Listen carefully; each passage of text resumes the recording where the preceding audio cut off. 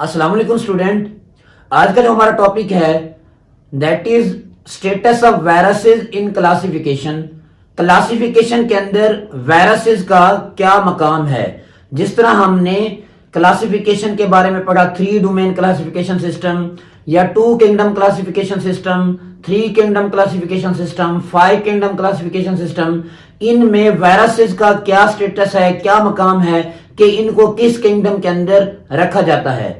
चलो बच्चे हम स्टार्ट करते हैं। सबसे पहली चीज जो वायरसेस हैं बच्चे, ये टाइनी अल्ट्रा मैक्रोस्कोपिक क्रिएचर हैं। वायरसेस क्या हैं बेटे? Ultra macroscopic creature.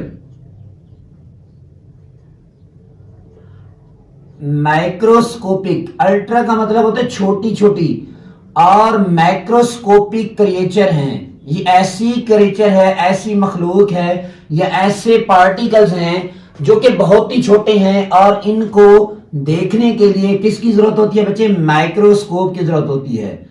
माइक्रोस्कोप के अंदर ही इनको स्टडी किया जाता है। किसको बच्चे? वायरसेस को। So that's why these are also called as ultra microscopic creature या बच्चे पार्टिकल्स। क्रिएचर या बच्चे पार्टिकल। क्रिएचर का मतलब होता है मखलूक है, और हैं कैसी बेटे? मैक्रोस्कोपिक्स हैं।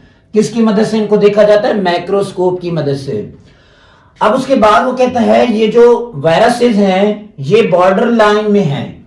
कौन सी बात हो रही है बच्चे? Border line. Border line of living and non living things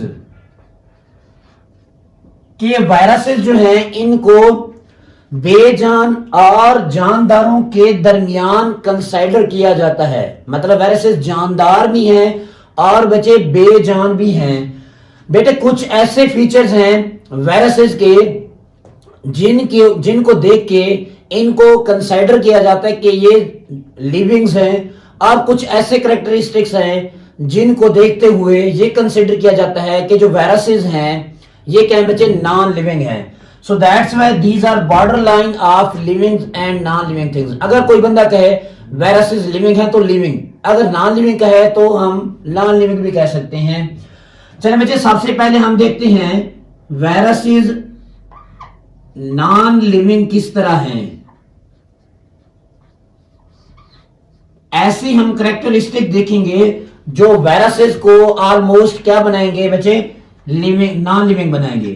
चलो उनमें से जो पहला है जो वायरसेस हैं बेटे, दे हैव या they are A cellular.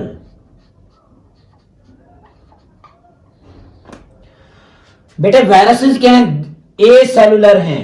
A cellular से मुराद they are not made of cell, made of cells, या बच्चे इसमें कोई सेल ऑर्गेनेली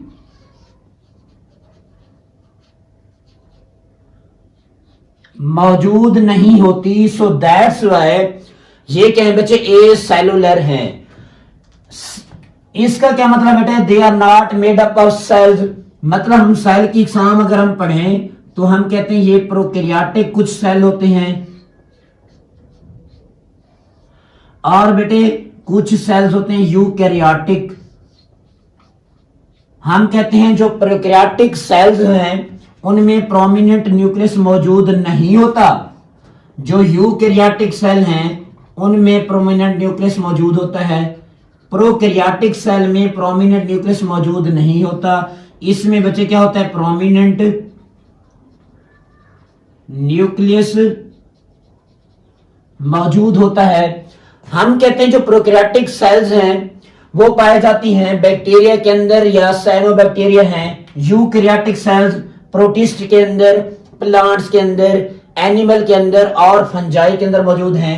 कहीं पे हमने वायरसेस की कहीं पे बात नहीं की कि वायरसेस प्रोकैरियोटिक हैं या यूकैरियोटिक हैं। सो दैट्स व्हाई वायरसेस के बेटे ए सेलुलर हैं। तो ये ए सेलुलर पहली खासियत है किसकी बच्चे? नॉन लिविंग्स की, ठीक है, दे आर ए सेलुलर, कि इनमें कोई सेलुलर ऑर्गेनाइजेशन नहीं होती। सेकंड इसकी जो नॉन लिविंग वाली फीचर्स हैं वो ये हैं, they do not run metabolism, इनमें कोई मेटाबॉलिज्म का अमल नहीं होता, इनमें कोई मेटाबॉलिज्म का अमल नहीं होता। मेटाबॉलिज्म का मतलब क्या होता है कि जिस तरह हम खुराक खाते हैं और खुराक की डाइजेशन होती है, ब्रेक डाउन होती है, खास स्टेप से गुजर कर हमें एनर्जी मिलती है इनसे, मेटाबॉलिज्म से। देन बच्चे इनमें कोई मेटाबॉलिज्म नहीं होती, लिविंग ऑर्गेनिज्म के अंदर मेटाबॉलिज्म होती है। सो दैट्स वाई ये ऐसा फीचर है जो वायरसेस को क्या बनाता है, नॉन लिविंग। उसके बाद अगर बेटे ये outside the body of host है, outside the body of host, अगर मेजबान के जिस्म के बाहर हैं, देन बेटे ये किस शक्ल में होते हैं, क्रिस्टलाइन, किस शेप में है बच्चे, क्रिस्टलाइन, क्रिस्टल की शक्ल में, कलमों की शक्ल में मौजूद हैं।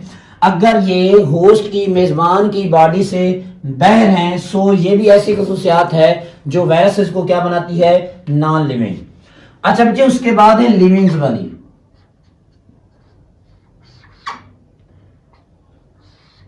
लिविंग्स वाली पहली जो फीचर्स है वो ये है कि वायरसेस जो हैं वो किन से मिलकर बनी होती हैं, इनमें न्यूक्लिक एसिड मौजूद होता है, न्यूक्लिक एसिड। न्यूक्लिक एसिड से मुराद इसमें क्या होता है बच्चे, डीएनए भी होता है और आरएनए भी होता है, डीएनए भी होता है बच्चे और आरएनए भी होता है। डीएनए क्या होता है बेटे, deoxy ribo nucleic acid, deoxy ribo nucleic acid, और आरएनए बेटे ribo nucleic acid, ribo nucleic acid. और यही न्यूक्लिक एसिड लिविंग ऑर्गेनिज्म के अंदर भी मौजूद होता है, डीएनए और आरएनए। ये ऐसी फीचर है जो वायरसेस को क्या जो है ना कंसिडर करती है, लिविंग्स।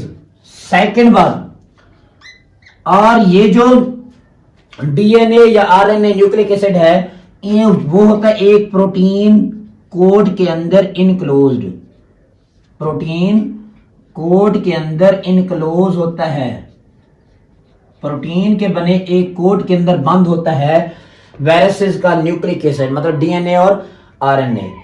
थर्ड जो फीचर्स है इसकी जो इसको लिविंग बनाती है वो ये है कि अगर बेटे ये जाता है होस्ट की बॉडी के अंदर, क्या जाता है बेटे, होस्ट की बॉडी के अंदर, मेजबान के जिस्म में जाता है, देन बचे ये क्या बन जाता है बेटे, पैरासाइट्स।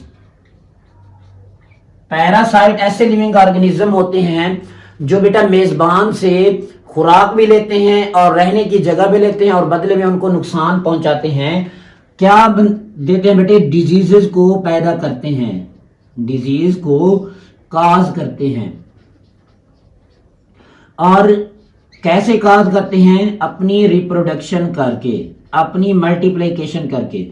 कि जिस तरह देखो अगर होस्ट की बॉडी से वायरसेस बाहर है तो अगर होस्ट की जिस्म से बाहर है वायरस, देन बेटे वो क्रिस्टल की शक्ल में है। अगर होस्ट की बॉडी के अंदर चला जाता है देन वो पैरासाइट बन जाता है और अपनी रिप्रोडक्शन करना शुरू कर देता है और उनके अंदर डिजीज का सबब बनता है।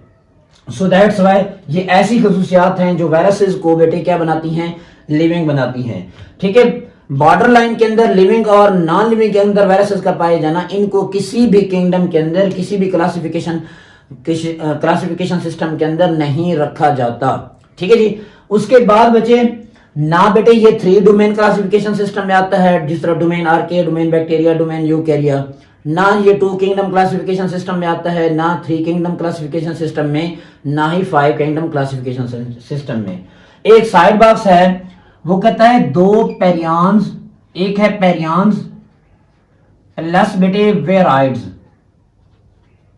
ये भी क्या है, 2 वायरसेस हैं और ये क्या है, ए सेलुलर पार्टिकल हैं। दोनों क्या है बच्चे, ए सेलुलर पार्टिकल्स हैं। हाँ बेटे, पेरियंस मिलकर बना होता है प्रोटीन से, it is made of protein,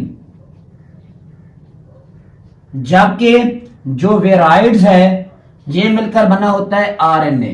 किससे मिलकर बना होता है बेटे? RNA. It is made of prions और वेराइड की। पेरियान्स और वेराइड दो ए सेलर पार्टिकल्स हैं, जिस तरह वायरसेस हैं। जो कि पेरियान्स है बेटे एक ऐसा ए सेलर पार्टिकल है जो प्रोटीन से मिलकर बना होता है, जबकि बेटे जो वेराइड्स है इस ऐसा ए सेलर पार्टिकल है जो सर्कुलर आरएनए से मिलकर बना हुआ है।